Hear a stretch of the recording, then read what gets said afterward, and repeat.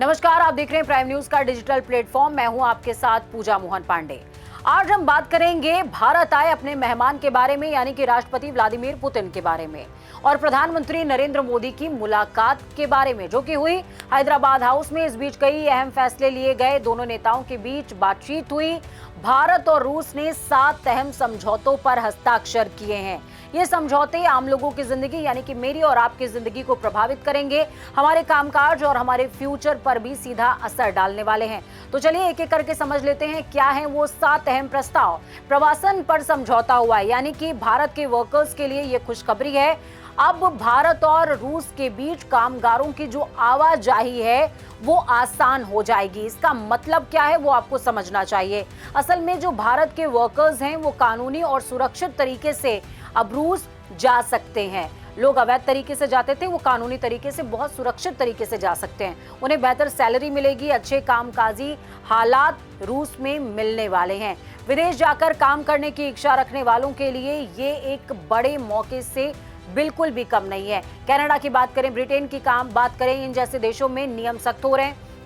ऐसे में रूस एक नई और बड़ी अपॉर्चुनिटी बनकर सामने आया है और इस देश में जाने के लिए जो भी व्यवस्थाएं होनी चाहिए उस पर एग्रीमेंट साइन हुआ है। अस्थायी श्रम गतिविधियों पर समझौता हुआ है, यानी कि शॉर्ट टर्म जॉब्स जो हैं वो आसान हो गई हैं, ऑक्यूपेशंस आसान हो गए। ये समझौता उन लोगों के लिए है जो कुछ महीनों के लिए रूस में काम करना चाहते हैं। खासकर उन लोगों के लिए आसान हो गया जो रिसर्च वर्क बेस्ड काम करना चाहते हैं। छोटी अवधि के रोजगार के लिए कम टाइम कम झंझट वाले नियम होने वाले हैं। कंपनियों को भी भारत से कामगार बुलाने में आसानी हो जाएगी, यानी कि इस तरह के लोगों के लिए शॉर्ट टाइम कुछ नियम हैं जो मेंटेन किए जाएंगे दोनों देशों की तरफ से, जिनका पालन करना होगा। अब जो अगला एग्रीमेंट हुआ है, यानी कि तीसरा एग्रीमेंट है, वो क्या है समझिए। हेल्थ केयर और मेडिकल एजुकेशन पर समझौता हुआ है। डॉक्टर्स और स्टूडेंट्स के लिए ये फायदेमंद एग्रीमेंट है। कैसे वो समझिए। भारत और रूस अब मिलकर के हेल्थ सिस्टम को और ज्यादा स्ट्रॉन्ग और मजबूत करने वाले हैं।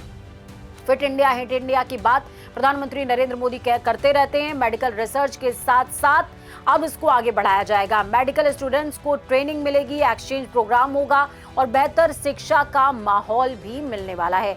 इससे मेडिकल छात्रों के लिए रूस में पढ़ाई और रिसर्च के नए रास्ते खुल जाएंगे। चौथा जो एग्रीमेंट है वो क्या है समझिए। खाद्य सुरक्षा और मानकों पर समझौता हुआ है, यानी कि खाने की चीजें अब सुरक्षित हो जाएंगी और ज्यादा सेफ हो जाएंगी। दोनों देश अब फूड सेफ्टी पर मिलकर के साथ आएंगे, काम करेंगे। फूड प्रोडक्ट्स की गुणवत्ता बढ़ेगी, इंपोर्ट एक्सपोर्ट में कम दिक्कत आएगी, यानी कि यहाँ का आचार वहाँ सप्लाई इजीली होगा। लोगों को बेहतर और सुरक्षित खाद्य सामग्री मिलेगी। ये समझौता खासकर उन कंपनियों के लिए मददगार है जो भारत और रूस के बीच में फूड बिजनेस करते हैं, यानी कि एक तरीके का ये फूड एक्सचेंज प्रोग्राम है। जैसे कि जो छोटे उद्यमी हैं वो अपना अगर व्यापार बढ़ाना चाहते हैं तो रशिया तक लेकर के जा सकते हैं। अब जो 5वां एग्रीमेंट हुआ है वो देश के लिहाज से बेहद खास है। ध्रुवीय जहाजों पर समझौता हुआ है। क्या है ये समझौता समझिए। नॉर्थ पोल के पास नई संभावनाएं हैं। भारत और रूस अब पोलर शिप्स पर मिलकर के साथ में काम करेंगे। आर्कटिक क्षेत्र में शिपिंग और रिसर्च का जो पूरा का पूरा क्षेत्र है वो बढ़ने वाला है। समुद्री कारोबार के नए रास्ते इसी के साथ खुल जाएंगे और भारत के लिए ये एक तरह से नई टेक्नोलॉजी और नई क्षमता सीखने का मौका है, समझने का मौका है। छठा जो एग्रीमेंट है वो क्या है समझिए। समुद्री सहयोग पर समझौता हुआ है जिसमें नेवी और समुद्री व्यापार को मजबूती मिलने वाली है। कैसे? इस समझौते से दोनों देशों की नेवी के बीच में तालमेल बढ़ जाएगा। हम सभी जानते हैं, मैंने आपको पहले भी बताया था कि जो अब आगामी युद्ध होगा वो समुद्र के नीचे होगा। शिपिंग और पोर्ट जैसे सेक्टर्स में सहयोग बढ़ेगा भारत और रशिया के बीच। समुद्री सुरक्षा में साथ काम किया जाएगा। ये रक्षा और व्यापार दोनों के लिए बेनिफिशियल यानी कि फायदेमंद होने वाला है। अब जो अगला सेक्टर है वो भारत के किसानों से जुड़ा हुआ है। उर्वरक यानी कि फर्टिलाइजर्स पर समझौता हुआ है। भारत और रूस मिलकर के यूरिया बनाएंगे। ये समझौता बेहद खास है क्योंकि हम जानते हैं कि भारत की 70% आबादी अभी भी कृषि प्रधान है और किसान जो हैं वो खेतों पर डिपेंडेंट हैं और खेत यूरिया पर डिपेंडेंट है, इसलिए ये बड़ी सौगात है। भारत और रूस मिलकर के यूरिया बनाने वाले हैं। भारत को बाहर से अब कम आयात करना पड़ेगा। यूरिया की कीमतें स्थिर रखने में इससे मदद मिल पाएगी। अगर इंडिया में ही मैन्युफैक्चरिंग होने लग जाएगी तो कीमतें स्टेबल होंगी। भारत अभी यूरिया का बड़ा हिस्सा बाहर से मंगाता है, यानी कि आयात करता है। अब भारत खुद उत्पादन में साझेदार होगा, रशिया के साथ मिलकर के उत्पादन करेगा। और इसके साथ साथ क्या भारत की तरफ से खास है वो भी समझिए। रशिया के लोगों के लिए यानी कि रूसियों के लिए फ्री ई टूरिज्म वीजा जो है साझा किया गया। इसकी घोषणा खुद प्रधानमंत्री नरेंद्र मोदी ने करी। प्रेस कॉन्फ्रेंस करते हुए प्रधानमंत्री नरेंद्र मोदी ने बताया है कि रूस के लोगों के लिए हम फ्री ई टूरिस्ट वीजा शुरू कर रहे हैं, जो कि 30 दिनों के लिए वैध होगा, यानी कि रशिया के लोग 30 दिनों तक इंडिया में रह सकते हैं। भारत आने की प्रक्रिया अब और ज्यादा आसान और सस्ती हो जाएगी रशियंस के लिए। इससे पर्यटन के क्षेत्र को बढ़ावा मिलेगा।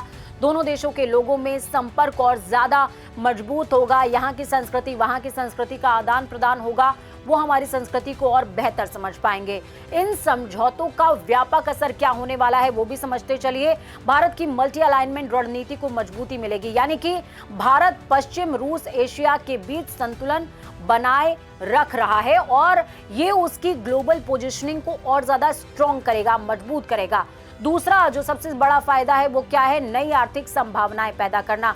हम उर्वरक की बात कर रहे हैं, स्वास्थ्य सेवाओं की बात कर रहे हैं, समुद्री व्यापार की बात कर रहे हैं, लेबर मार्केट की बात कर रहे हैं, तो ये संभावनाएं कई गुना बढ़ेंगी, यानी कि भारत एक नया मार्केट क्रिएट कर रहा है। तीसरी जो सबसे बड़ा बेनिफिट है रणनीतिक बढ़त। आर्कटिक, इंडो पैसिफिक और नॉर्दर्न सी रूट में भारत को नई ताकत मिलने वाली है। कुल मिलाकर के ये समझौता बेहद खास, बेहद बेनिफिशियल हमारे लिए, आपके लिए और देश के लिए भी है। कैसे? भारत रूस समिट ने ये साफ कर दिया है कि दोनों देश न केवल पुराने सहयोगी हैं बल्कि नए युग के चैंपियंस हैं और भागीदार भी।